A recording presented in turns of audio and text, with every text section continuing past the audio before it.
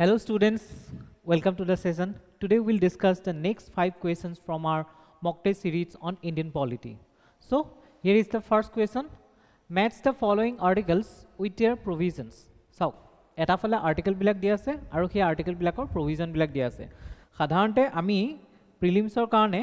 Article বিলাক line বাই line মুখস্থ নকৰিলেও আমি কি কৰিব লাগে তাৰ কিৱৰ্ডছ বিলাক মনত ৰাখিব লাগে। ধৰি লওক সেই আৰ্টিকেলটো কাৰ লগত কোনটো কিৱৰ্ডৰ লগত জড়িত হৈ আছে সেই বস্তুটো আমি জানি ল'ব লাগে। ঠিক আছে, এটা ইয়াত কি কি দিছে আর্টিকেল 25, 26, 27, 28 এইকেইটা কি আর্টিকেল বাৰু কওকচোন। আপোনালোকৰ মনত আছেনে এইকেইটা কাৰ আণ্ডাৰত পৰে? এইকেইটা ফাণ্ডামেণ্টেল ৰাইটছৰ আণ্ডাৰত পৰে হয়নে? ফাণ্ডামেণ্টেল ৰাইটছৰ বিশেষকৈ ফ্ৰীডম অফ ৰিলিজনৰ ক্ষেত্ৰত কি কি পৰে 25ৰ পৰা 28লৈকে পৰে। মনত আছে ফ্ৰীডম অফ ৰিলিজন। এতিয়া ইয়াতে যিটো আৰ্টিকেল 25 আছে আৰ্টিকেল 25টো কিহৰ লগত জড়িত বাৰু কওকচোন। আৰ্টিকেল 25টো একচুৱেলি ইণ্ডিভিজুৱেলৰ ক্ষেত্ৰত ৰিলিজিয়াছ ফ্ৰীডমৰ লগত জড়িত। আৰ্টিকেল 25টো ইণ্ডিভিজুৱেলৰ ক্ষেত্ৰত জড়িত, এইটো মনত ৰাখিব। ঠিক আছে, আৰু ইয়াত অপশ্যনটো কোনটো হয় জানেনে? আৰ্টিকেল 25ৰ লগত এইটো মিলে, মানে ফ্ৰীডম টু প্ৰেক্টিছ, প্ৰফেছ, প্ৰপাগেট। ঠিক আছে, আৰু কনচাইন্স। এতিয়া কি হয় প্ৰেক্টিছ, প্ৰফেছ, প্ৰপাগেট মানে কি কৈছে ইয়াত ধৰি লওক প্ৰেক্টিছ। ঠিক আছে, কি কৰিব পাৰে আমি ফ্ৰীডমটো আমি যিটো আমাক সেইখিনি ফ্ৰীডম দিছে যে আমি আমাৰ ৰিলিজনটো কি কৰিব পাৰোঁ প্ৰেক্টিছ কৰিব পাৰোঁ, আমাৰ ৰিচুৱেলছবিলাক ফ'ল' কৰিব পাৰোঁ। প্ৰফেছ আমি কি মানে ধৰি লওক ৰিলিজন ফ'ল' কৰোঁ, সেই ৰিলিজনটো আমি কি কৰিব ক্লিয়াৰলি আমি অপেনলি ফ্ৰীলি আমি ক'ব পাৰোঁ বা তাক শ্ব' কৰিব পাৰোঁ। প্ৰপাগেটত আমি আমাৰ ৰিলিজিয়াছ যিবিলাক গুড টিচিংছ আছে সেই গুড টিচিংছবিলাক বেলেগৰ আগত কি কৰিব পাৰোঁ প্ৰকাশ কৰিব পাৰোঁ। কিন্তু এইটো নহয় যে আমি কাৰোবাক কি কৰিম কনভাৰ্ট কৰিবলৈ প্ৰেছাৰ দিম, ফ'ৰ্চ কৰিম। ইয়াত কনভাৰ্ট কৰিবলৈ প্ৰেছাৰ বা ফ'ৰ্চ কৰিব নোৱাৰে, কিন্তু আমি আমাৰ গুড টিচিংছবিলাক প্ৰকাশ কৰিব পাৰোঁ। যেনেকৈ আমি ক'ব পাৰোঁ যে ইয়াৰ আণ্ডাৰতে আমি ক'ব পাৰোঁ যে আমাৰ কি যেনেকৈ চিৰিয়েলবিলাক ওলায় ৰামায়ণ, মহাভাৰত বা আলিফ লেইলা এনেকুৱা যিবিলাক ওলায় তাত কি কৰা যায় মেইনলি তাত নিজৰ গুড টিচিংছবিলাক শ্ব' কৰা যায় ন। ইয়াৰ উপৰি আৰু এটা আছে conscience. Okay, freedom to conscience of religion. এতিয়া কি হয় কনচাইন্সত কি হয় যে এজন ব্যক্তিয়ে ভগৱানৰ লগত কেনেকুৱা ধৰণৰ ৰিলেশ্যন ৰাখিব বিচাৰে। মানে কোনোবা এজনে ভগৱানক নিজৰ দেউতা বুলি ভাবিব পাৰে, কোনোবা এজনে ভগৱানক নিজৰ স্বামী হিচাপে ভাবিব পাৰে, কোনোবা এজনে ভগৱানক নিজৰ পুত্ৰ বুলি ভাবিব পাৰে। ঠিক আছে, সেইটো ইণ্ডিভিজুৱেল কি থাকে ফ্ৰীডম থাকে। তো 25টো কোনটো হ'ব বি। অ'কে, নেক্সট আছে আৰ্টিকেল 26। এটা কথা মন কৰিব 25এ অনলি আপোনাৰ বিলিফৰ কথা কোৱা নাই, ইয়াত প্ৰেক্টিছো ইনক্লুড কৰা আছে আৰু এইটো ইণ্ডিভিজুৱেল ফ্ৰীডমৰ ক্ষেত্ৰত ইণ্ডিভিজুৱেলৰ ফ্ৰীডমৰ ক্ষেত্ৰত ৰিলেটেড। নেক্সট আছে 26 আৰু 26টোৱে কি কৰিছে জানেনে? 26টো চাওকচোন, ইয়াত এটো যিটো আছে freedom to manage religious affairs. ইয়াত ৰিলিজিয়াছ ইনষ্টিটিউশ্যনবিলাক আমি ছেট আপ কৰিব পৰা যায় বা ৰিলিজিয়াছ ইনষ্টিটিউশ্যনৰ ক্ষেত্ৰত মুভেবল আৰু ইমুভেবল প্ৰপাৰ্টিবিলাক একুৱায়াৰ কৰিব পৰা যায়। আৰু এটা কথা মনত ৰাখিব এইটো এইটো এটা কালেক্টিভ ফৰ্ম অফ কি হয়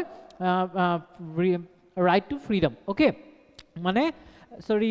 ৰাইট টু ফ্ৰীডম নহয়, freedom of religion, collective form of freedom of religion হয়। আৰু এইটো ইণ্ডিভিজুৱেল নহয়, এটা সমূহ ধৰি লওক এটা গ্ৰুপ, এটা মানে কালেকশ্যন অফ পিপল য'ত তেওঁলোকে ছেইম ৰিলিজন ফ'ল' কৰে তেওঁলোকৰ কাৰণে কি কৰা হয় এই ৰাইটটো দিয়া গৈছে আৰ্টিকেল 26ৰ আণ্ডাৰত। নেক্সট আছে আপোনাৰ আৰ্টিকেল 27। আৰ্টিকেল 27 কিহৰ লগত ৰিলেটেড? ন' religious tax shell B levied. মানে কোনো আগতে যেনেকুৱা আছিল যে জিজিয়া নামৰ এটা টেক্স আছিল যিটো হিন্দু লোকসকলে নিজৰ হিন্দু প্ৰেক্টিছবিলাক ফ'ল' কৰিবৰ কাৰণে জিজিয়া টেক্স দিব লগা আছিল, তেনেকুৱা ধৰণৰ নিজৰ ৰিলিজনটো ফ'ল' কৰিবলৈ কাৰণে কোনো ধৰণৰ টেক্স দিব লগা নহয়। ঠিক আছে, কোনো ধৰণৰ টেক্স দিব নালাগে। সকলো ৰিলিজনৰ মানুহে কি কৰিব নিজৰ নিজৰ ৰিলিজনটো তেওঁলোকে মানে ফ্ৰীলি বা অপেনলি কি কৰিব পাৰে প্ৰফেছ কৰিব পাৰে, প্ৰেক্টিছ কৰিব পাৰে। ঠিক আছে, চ' এইটো হৈছে আৰ্টিকেল 27। নেক্সট আছে article 28। No' person shall compel to attend religious ceremonies বা এছেম্বলিজ। অ'কে, ইয়াত কি কৈছে একচুৱেলি যিবিলাক গভমেণ্ট স্কুল আছে ন, গভমেণ্ট স্কুলবিলাকত মানে কি কৰিব তাত কোনো ধৰণৰ ৰিলিজিয়াছ মানে ধৰি লওক এছেম্বলি নহ'ব আৰু ৰিলিজিয়াছ সেই এছেম্বলিত কাকো মানে কি কৰিব নোৱাৰিব ফ'ৰ্চ কৰিব নোৱাৰিব, কোনো ষ্টুডেণ্টছক ফ'ৰ্চ কৰিব নোৱাৰিব তাত মানে সংযোগ তাত মানে কি কৰিবলৈ এটেণ্ড কৰিবৰ কাৰণে সংযোগ মানে হ'বৰ কাৰণে ফ'ৰ্চ কৰিব নোৱাৰিব। এইটো হৈছে আৰ্টিকেল 28। এতিয়া আমি কি গম পালোঁ আৰ্টিকেল 1টো কিহৰ লগত বি, 2টো কিহৰ লগত এ, 3 টু কিহৰ লগত C আৰু তাৰ মানে এনসাৰটো আছে A D ক্লিয়াৰ তো ইয়াৰ ন আপোনালোকে কি কৰিব ইয়াত keywords বিলাক মনত ৰাখিব ঠিক আছে যেনেকৈ আপুনি গম পালে যে 27 টু কিহৰ লগত ৰিলিজিয়াছ টেক্সটৰ লগত ৰিলেটেড মানে 26 টু কিহৰ লগত ৰিলেটেড চাওক ইয়াত আপোনাৰ ৰিলিজিয়াছ এফেয়াৰ্ছৰ লগত ৰিলেটেড বা 25 টু কিহৰ লগত প্ৰেক্টিস প্ৰফেস প্ৰপাগেটৰ লগত ৰিলেটেড তেনেকৈ আপোনালোকে কীৱৰ্ডবোৰ মনত ৰাখিব আৰু ইয়াত এটা কথা চাব ইয়াৰ যিবিলাক হিডেন যিবিলাক মানে ইনফৰমেশ্যন থাকে যেনেকৈ এইটো ক'লো যে আপোনাৰ এইটো কালেক্টিভলি এটা গ্ৰুপৰ কাৰণে ৰিলেটেড আৰু এইটো ইণ্ডিভিজুৱেল ফ্ৰীডমৰ ক্ষেত্ৰত ৰিলেটেড ঠিক আছে সেই বস্তুবিলাক আপোনালোকে মনত ৰাখিব তো answer is a next question is which of the following statements are correct regarding Article 33 of the Indian Constitution? Article 33 কিহৰ আন্ডাৰত পৰে এটো ফান্ডামেন্টাল ৰাইটছৰ আন্ডাৰত পৰে এটা কৈছে যে Article 33 ক্ষেত্ৰত কোনটো statement শুদ্ধ কি আছে first statement that the parliament can restrict or abrogate by law fundamental rights in their application to members of the armed forces paramilitary forces police forces intelligence agencies and analogous forces মানে ইয়াত যিখিনি mention কৰা আছে parliamentary force arm force police force sorry parliamentary নহয় প্যাৰামিলিটাৰী force যিবিলাক আমাৰ BSF আছে ঠিক আছে আইটিবিপি আছে এইবিলাক প্যাৰামিলিটাৰী ফোৰ্স আন্ডাৰ প্ৰয়োজন পুলিশ ফোৰ্স আৰ্ম ফোৰ্স এইবিলাকৰ ক্ষেত্ৰত কি কৰিব পাৰ্লিয়ামেন্টে যদি ইচ্ছা কৰে তেতিয়াহলে এখন ল আনিব পাৰে সেই লৰ থ্ৰু দি ফান্ডামেন্টাল ৰাইট ৰেস্ট্ৰিক্ট কৰিব পাৰে বা এব্ৰোগেট অতৰাই দিব পাৰে ঠিক আছে এতিয়া কিহৰ কাৰণে পাৰে সাধাৰণতে এটো কেতিয়া কৰা হয় যেতিয়া সেই ফোৰ্স বিলাকক এনেকুৱা ধৰণৰ ফোৰ্স বিলাকক আপনাৰ ডিসিপ্লিন মেইনটেইনৰ ক্ষেত্ৰত বা সেই ফোৰ্স বিলাকে যাতে তেওঁলোকৰ ডিউটি পাৰফৰ্ম কৰাৰ ক্ষেত্ৰত কোনো ধৰণৰ বাধাৰ সন্মুখীন নহয় বা তেওঁলোকৰ ডিউটিটো ইফেক্টিভলি পাৰফৰ্ম কৰিব পাৰে তেনেকুৱা ক্ষেত্ৰটো কি কৰা হয় তেওঁলোকৰ কাৰণে ল আনি পেলাই তেওঁলোকৰ ফান্ডামেন্টাল ৰাইটছক ৰেস্ট্ৰিক্ট বা এব্ৰোগেট কৰিব পাৰে এটো হৈছে আপোনাৰ statement correct next statement is the power to make laws under article 33 is conferred only on parliament not on state legislature এতিয়া এটো শুদ্ধ হয়নে নহয় ঠিক আছে এটো শুদ্ধ হয়নে নহয় actually statement 2 is also correct কিয় যেনেকুৱা ধৰণৰ আইন যেনেকুৱা ধৰণৰ ল জি লৰ দ্বাৰা কি কৰিব পাৰি article 33 আন্ডাৰত ফান্ডামেন্টাল ৰাইটস এই ফোৰ্স কিটাৰ কাৰণে ৰেস্ট্ৰিক্ট কৰিব পাৰি বা এব্ৰোগেট কৰিব পাৰি তেনেকুৱা ধৰণৰ ল অনলি কোৰ্ট আনিব পাৰি পাৰ্লিয়ামেন্টত আনিব পাৰি স্টেট লেজিসলেচাৰ আনিব নোৱাৰি সো এই স্টেটমেন্টটো কাৰেক্ট সো যেহেতু দুইটা স্টেটমেন্ট শুদ্ধ আমাৰ কোনটো অপশন শুদ্ধ হ'ব অনলি কোনটো হ'ব both statements are correct a option a is correct clear option a is correct হ'ব ইয়াত গুটিখিনি মেনশন কৰা আছে আপোনালোকে জাস্ট পঢ়ি চালে গুটিখিনি কথা গম পাই যাব Next question is which of the following statements are correct regarding the objective resolution? Have you heard about objective resolution? Objective resolution কি হয়? Objective resolution খন জৱাহৰলাল নেহৰুৱে মুভ কৰিছিলে কনস্টিটিউয়েন্ট এসেম্বলিত আৰু পিছত গবলে সেই অবজেক্টিভ ৰিজলিউশন খনৰ ওপৰতেই নিৰ্ভৰ কৰি কি কৰা গৈছিল আমাৰ প্ৰিএম্বলটো কনস্ট্ৰাক্ট কৰা গৈছিল আৰু একচুয়ালি অবজেক্টিভ ৰিজলিউশন খনত কি আছিলে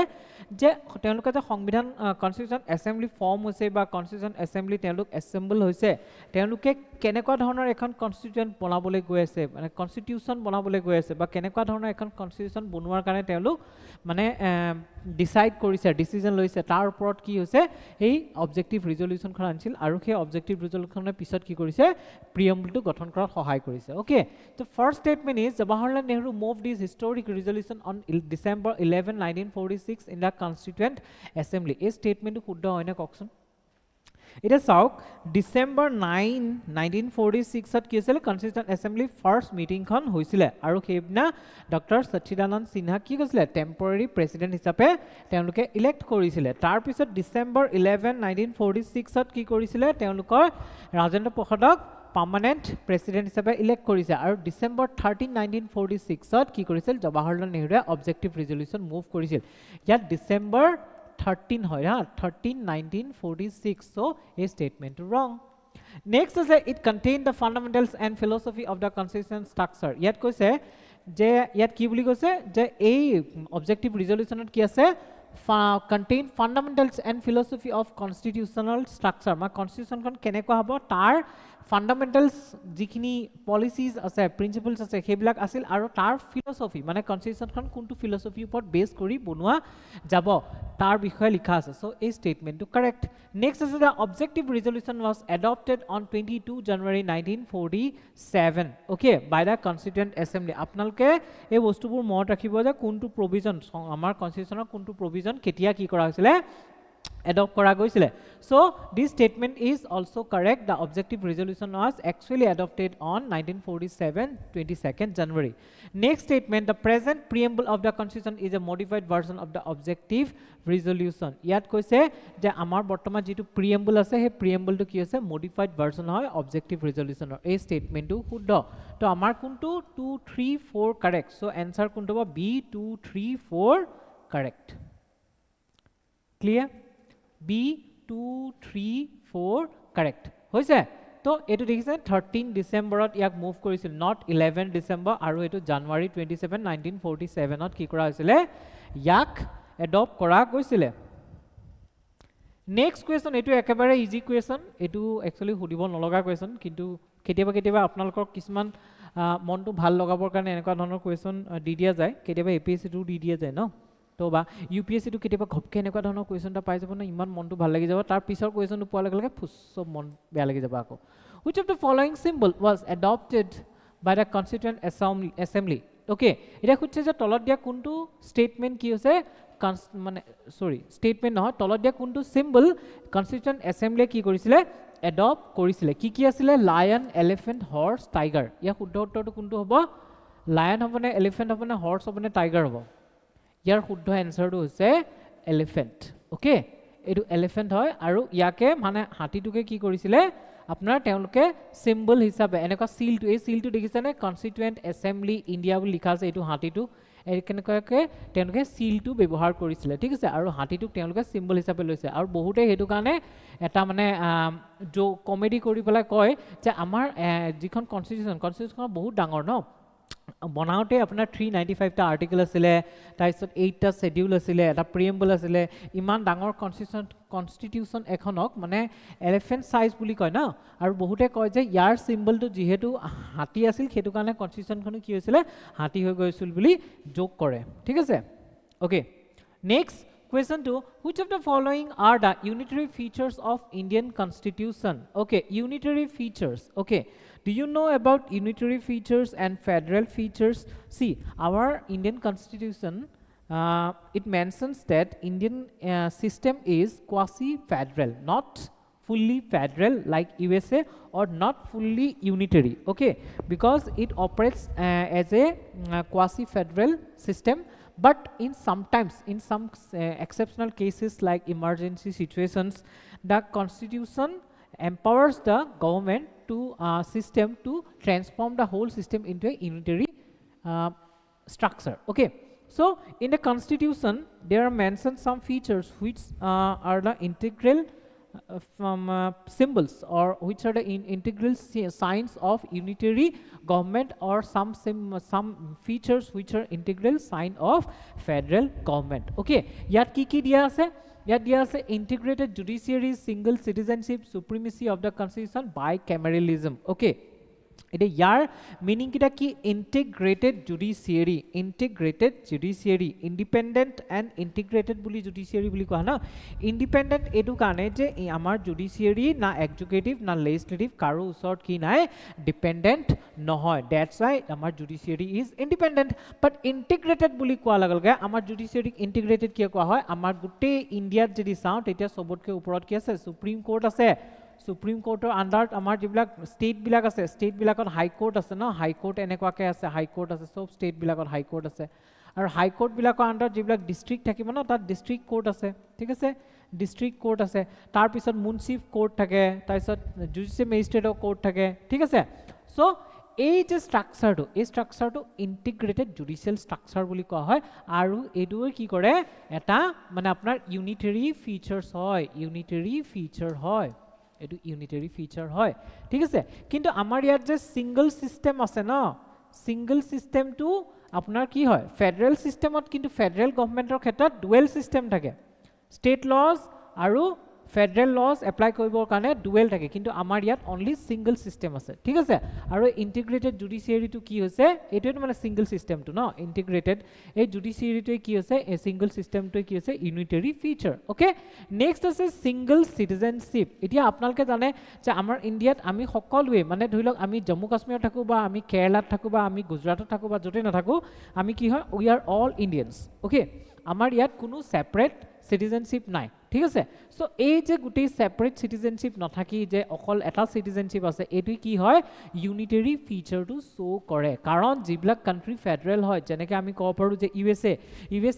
মানুহবিলাকৰ ইউএসএৰ সিটিজেনশিপো থাকে আৰু নিজৰ নিজৰ ৰেসপেক্টিভ যিবিলাক ষ্টেট আছে সেই ষ্টেট বিলাকৰ কি থাকে সিটিজেনশিপো থাকে সো এটো এটা কি আছে ইউনিটাৰী ফিচাৰ নেক্সট আছে supremacy of constitution actually supremacy of constitution two